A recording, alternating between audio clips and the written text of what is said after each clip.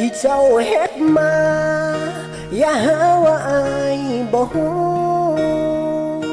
ทั้งที่ฮู้ว่าเจ้าเป็นคนหลายใจแต่มักเจ้าแล้วคิดว่าคงรอเจ้าได้สุดท้ายทำใจเจ้าทิ่มไว้ฝากห้อยน้ำตาหูอยู่เป็นคนงอในสายตาคนที่ให้ค่ายังอายคงหมดความหมายบ่เหลือความหักความผูกพันที่เคยมีมาที่เจ้าหลอกเลื่อยมาว่าเจ้าบ่เคยมีภัยฟ้าคงสะใจที่เห็นอายเป็นแบบนี้คำสาบานที่มีเจ้านี้ไปทิ้งอยู่ใสเคยจุดธูปเทียนบนบ้านศาลเก่าเอาไว้สุดท้ายเปลี่ยนไปเป็นยังผิดคำสาบานเจ็บแล้วเจ็บอีกเจ็บนี้เจ็บจนปางตายเป็นคนงอคือควายที่ถือเจ้ามาสวมเขา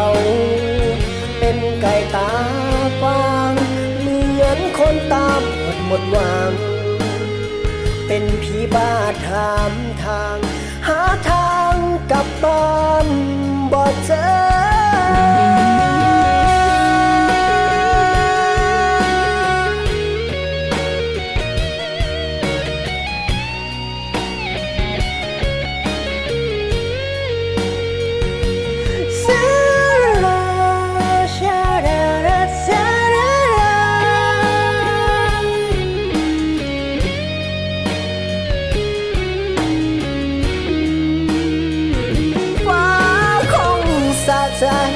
ที่เห็นอายเป็นแบบนี้คำสาบานที่มีเจ้านี้ไปทิ้มอยู่ใสเคยจุดธูปเทียนบนบ้านศาลเก่าเอาไว้สุดท้ายเปลี่ยนไปเป็นยังผิดคำสาบานเจ็บแล้วเจ็บอีกเจ็บนี้เจ็บจนปางตายเป็นคนงอคือควายที่ถือเจ้ามาสวมเขาเป็นไก่ตาฟางเหมือนคนตาบอดหมดหวังเป็นผีบ้าถามทางหาทางกลับบ้านบ่เจอ